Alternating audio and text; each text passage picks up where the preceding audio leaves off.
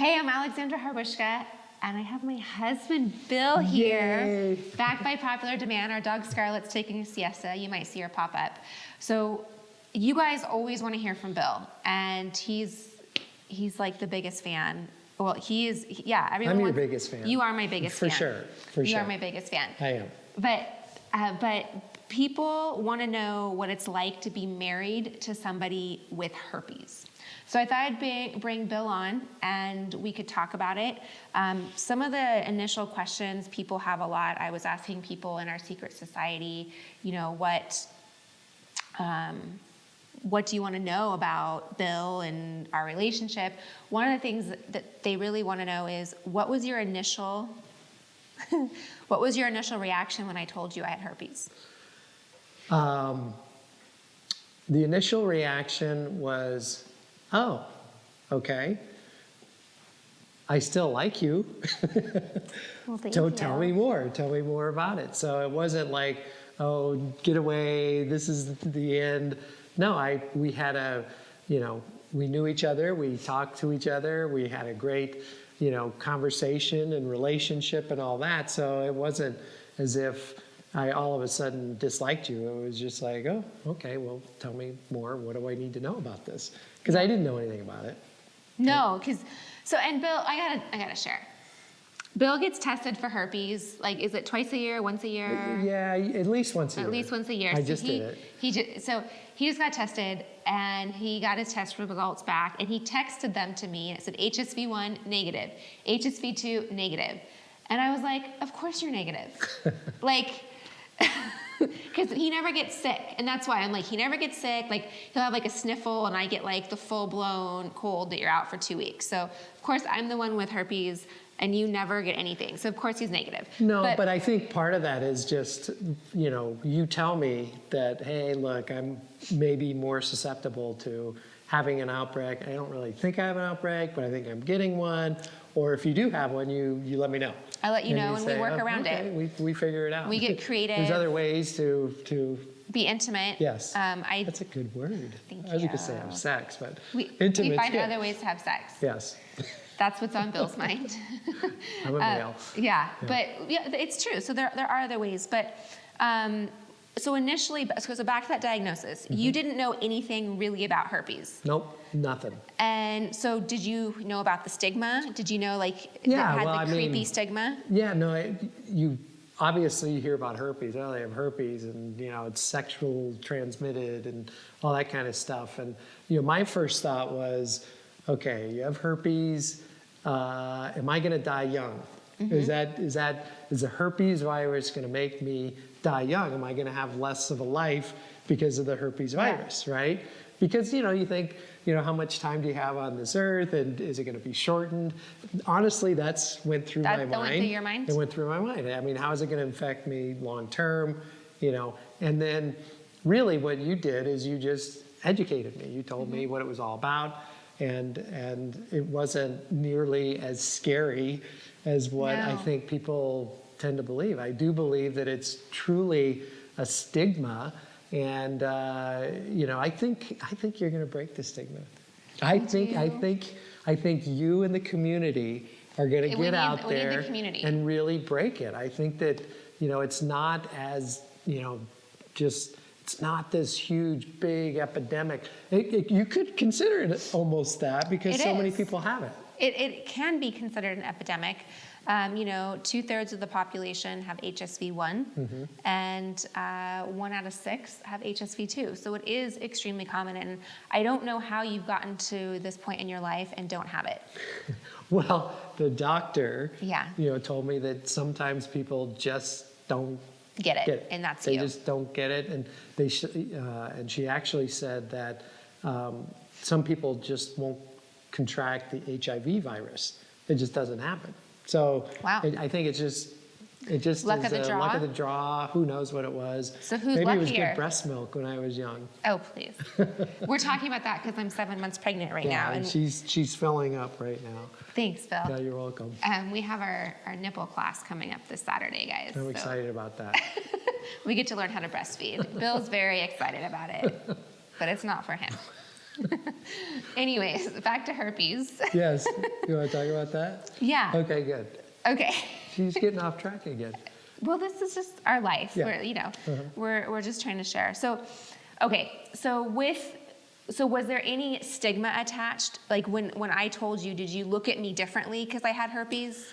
Did you, and you won't hurt my feelings. No, no, I didn't look at you any differently. You were really upfront with me, and I think you talk about it, with people in your community, that I think being upfront about it and hitting it head on, for me, it was like, I have herpes, this is how I contracted it, this is what happened, it won't kill you, you'll have an extended life, and... well, it doesn't extend your life. Well, it doesn't extend my life, but it wasn't going to shorten my life either. And it was just basically, here's the facts, and I just want you to know this, and, if we're going to have a relationship, this is part of the relationship. And I said, okay, how do I protect myself if I don't want to have herpes? And you just said there are times when you can, have intercourse, and there are times, better times than not, because you talk about shedding and you talk about. Look at you, I You're listening, yes. The contraceptives aren't like the end-all be-all. And we tried that once, and that was, I didn't like that. So I just said, what? That condom lasted for like 2 pumps. Really, now we're getting really personal on that. Well, but just the condom lasted 2 pumps. That's not. Oh, okay. We cleared Bill's name. Yeah, I want to make sure that hours. Hours. And then, please. Yeah. So. So it's just being protective, and then you were essentially, and then I came to the conclusion that if I got it, I got it. I'm in love with you. The act of having intercourse or sexual relations or being intimate is like such a small, minuscule portion of your entire life that it doesn't really matter. And so for me, that it was great. Let's go, because I love you. Thank you. I love everything else about you too. Thank you. You're welcome. I love you. Yeah, I know. So just to clarify to you guys, when we first started dating, I was taking the antiviral. I had come out of another relationship, and with my past boyfriend, I was on the antiviral with him because I didn't want to transmit it to him. And then with Bill, I was on it, I can't remember how long, a year, 2 years, I really don't know. You were on it a long time, I think. I was on it a long time. Yeah. And that was important to you. I don't know if you recall that part of it, but it was important to Bill. I know because it is the best method in preventing transmission. It lowers the transmission rate by 48%. So it is the best method out there, and that was really important to you in the beginning of our relationship. Yep. Yeah. Yep. But then after a while, so what got you kind of over the hump? Well, I think, like in any budding relationship, if you will, you always go into it thinking, oh, this is going to be, long term, this is going to be great. We both love each other. And at the same time, you kind of are like, it's new. Not all relationships last forever. And so I think in the beginning, well, I know that. I mean, we've been together for eternity, 1,000 years, right? Yeah. So anyways, but we're digressing once again. So, but I think that it was more, I wanted to make sure that the relationship was going to be long-term, that we were both in it, that we were in it for the long haul. And sure enough, here we are. We're in it for the long haul. And so once I got over that thing, then it was like, okay, if I'm going to be with you for life, which that's what I'm going to be. That's our plan. It is the plan. It will be. You better be. I am. Okay. Then it was like, okay, if I get it, I get it. If I don't, I don't. And she'll be precautionary and whatever she does, and it's great. So I listened to her. So here's a question for you, and I don't know if you can know the answer to it because you're not in this position, right? So some of the things that happen when people are diagnosed with herpes is we immediately think that, oh my gosh, no one will ever date me now that I have herpes, right? Like I am now gonna either be an old maid or a spinster or like a monk. I'm gonna go live, in Bali and like crawl into, an ashram and be silent for my life. If you want to do that, that's awesome. But now I lost my train of thought. Oh yeah. So basically what I'm hearing you say is that you were in love with me, you liked me, and so the risk versus reward was worth the reward was worth the risk. 100%. Okay. 100%. Now, if it's still worth the risk. Thank you. Yes. Well, it better be at this point, because what you're saying is there really is no risk anymore in your mind. No, I don't feel it. You don't even think about it. No. So, but if I were somebody else, if it wasn't Alexandra, if it was Harbushka. Yeah, if it wasn't me, and you were just dating somebody else, and out in the dating, and you met someone, and she told you like, "Hey, Bill, I have herpes," would it have been the same response, or do you think you would have been like, let me back off for a bit? And I know that's hard to answer because you are not in that position, right? That's a position you weren't in. So, do you? I would, you know, if it was a blind date or something like that, you know, I might be a little bit more cautionary. I would want to understand it. I would want to know what it is. So if the other person knows about it, understands and can communicate the risks associated with it, if they were talking about being on an antiviral that reduces it by 48% or whatever it is that you threw out there, I was kind of listening, then yes, I would probably have been okay at starting a relationship. Great. Yeah. So I was just wondering about that. Yeah. And that's really important for our listeners and viewers right now, because again, I talk about rejection is normal. We have rejection throughout the day in any aspect of our life, not just herpes, right? Like if you're getting rejected daily from herpes, then that's probably not a good thing. You need to, but we get rejected daily on things don't work out in the way we wanted, right? So I like to make sure that, hey, if you are on a date and you tell this person, hey, I have herpes, and they are like ghosting you and you are become like the creepiest thing to them ever, you know what? They weren't worth your time. Do you? Sayonara. Right? Like they're just, there's a lot of there's so many fish in the pond. sea. There's so many fish in the sea, and if they're gonna call you names or like run away from you or get, you know, icky feelings around you, like that's not somebody you want to be with. No. And whether you had herpes or not, they probably would have had those feelings about you regardless, right? Yeah, So, and I know you've always talked about it, and to me it makes a lot of sense, and it goes from a standpoint of everybody's got shit, if you will. There's something going on in their life that is probably not good, whether it's a FICO score. Maybe their FICO score isn't very good, you want right? to talk about FICOs. Their financial situation may not be where they are. They drive a car that they're embarrassed of. Who knows what it is, right? Right. It could be a past relationship that, you know, is still haunting them. Maybe they have their ex tattooed on their ass. That could be. Right. And they just don't want to get into it because they don't want to see, Right. I never thought of that. Yeah. Have you seen mine? Please. Well, we did learn in our pregnancy class that someone had a C-section and they had his name tattooed below her, right where you do the C-section, and so the doctor was trying to sew it up so the name was like straight, and they were like, she's like, oh no, I'm so over him, like he's not even in my life anymore, it's okay. That's totally off topic, but I thought you guys would laugh. Yeah. But yeah, you just have a C-section then. Right. Just have a C-section. But no, I mean, so really what we're getting at here with you and being married to somebody with herpes is it does not play a role in your life. Not at all. Not at all. Have there ever been times where it's been frustrating to you that I have herpes?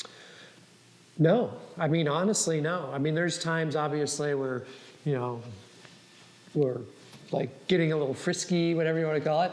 And she'll go, oh man, I'm not. Say, okay, well, that's it. But it's we like figure it out. And so that it doesn't, you know, there's different ways. So, and having you there is awesome.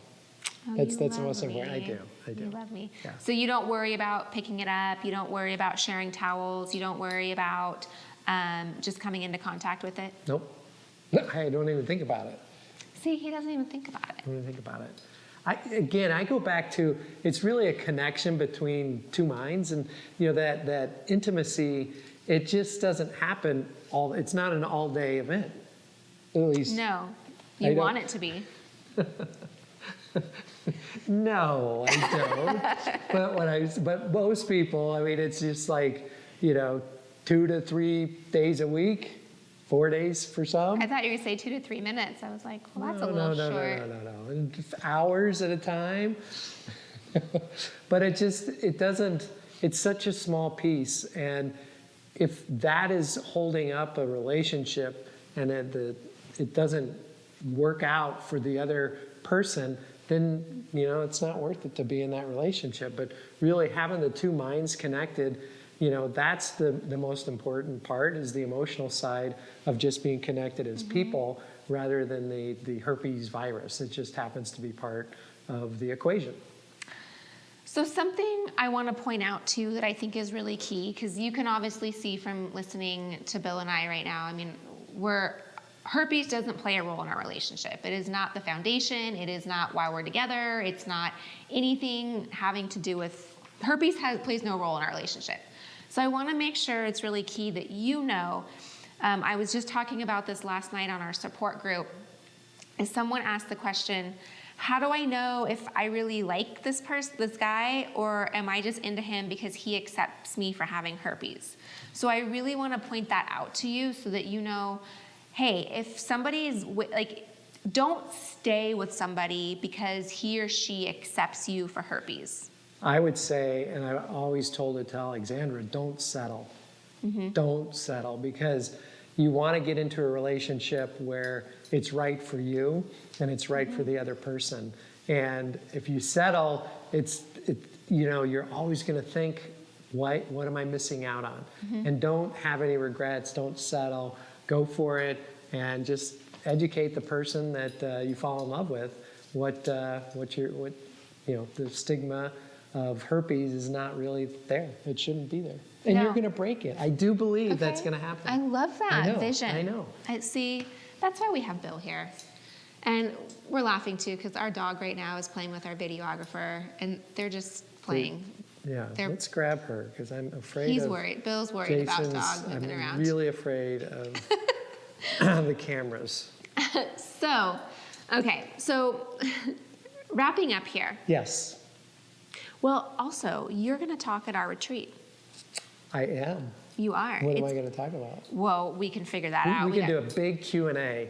Bring it on. I'm ready. I'll answer any question. I'm better at questions, I think, than just speaking. I mean, I can say a few things. You get up and speak all the time. Okay. But Bill's going to be at our retreat. Bill will pop in time to time on our support groups as well. He's one of our featured guests. Everyone wants to hear from Bill, which I love that everybody loves Bill. Do we have a date? We do have a date. Oh. We do have a date. When is it? For 2020, it's in April. It's in August.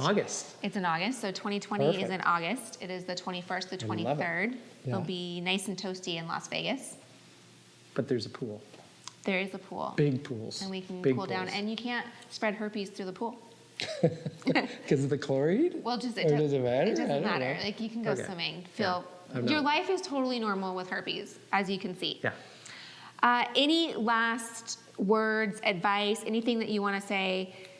Hey, what's it like? So sum up in 2 sentences what it's like to be married to somebody with herpes. Well, here's what I will say.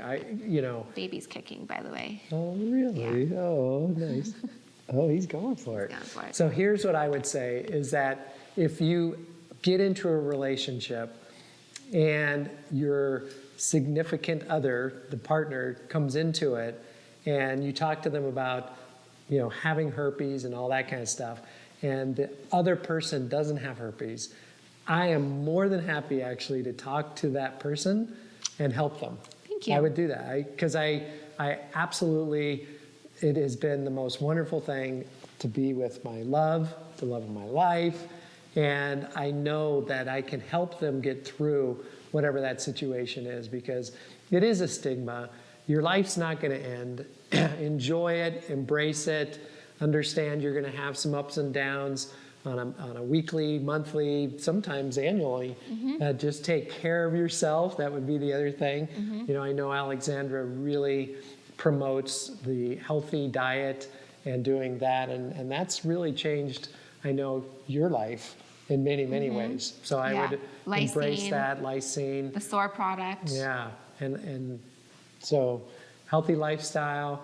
Have them call me if they have any questions. We'll set that up. I'm happy. Yeah, You let me know. might be doing coaching calls, Bill. I'm there. You might be an emergency call. Emergency call. Look at that. I love it. I love it. I'm happy to help in any way. All right, so I will see you all in the next episode. You can go to lifewithherpes.com for more questions. There's tons of information, and basically it'll help you on where to start. So wherever you are in this journey with herpes, whether you were diagnosed today, whether you've had it for 5 years, whether you've had it for 15 years, it doesn't matter. We have people from all over the world in this community here to help you, and Bill is now all here over the world to help you. So I'll see you soon in the next podcast. Thanks for listening and tuning in on our. Can I do my sign off? You can. Do you want to do it with me? Okay, Bill has a Gaylord sign off. You ready? Okay. On the count of Are we three? doing Gaylords out, Yeah. or how are we doing it? That's what we're doing. Okay. Yeah. Okay. On the count of three. Okay. 1, 2, 3. The Gaylords are out. And by the way, that's my married name. Oh. They don't know me as Alexandra Gaylord. There we go. All right. See you soon. Bye. Thanks so much for listening to today's show on Life with Herpes. If you have not subscribed to the Life with Herpes show, I'm going to invite you to do that. Just go hit subscribe. That way you get notifications when new episodes come out, and you can download, you can listen to all of them. There's hundreds of them on there, so go check them out. Also, I'd like to invite you to check out the Life with Herpes on YouTube. I have different content, different videos, how-tos, tips, tricks, all this other stuff on YouTube. So if you're also a YouTuber, go check it out. And then, of course, subscribe to that too, because that also will let you know when new episodes are out. Finally, check out lifewithherpes.com. I don't know if I shared it when I was in this interview, so maybe I did, maybe I didn't, but go check out Life with Herpes. There's tons of information on there. It is a repository of information about herpes. So go check it out. I will see you or hear you or listen to you or whatever in the next episode. See you soon. Thanks for listening. Bye.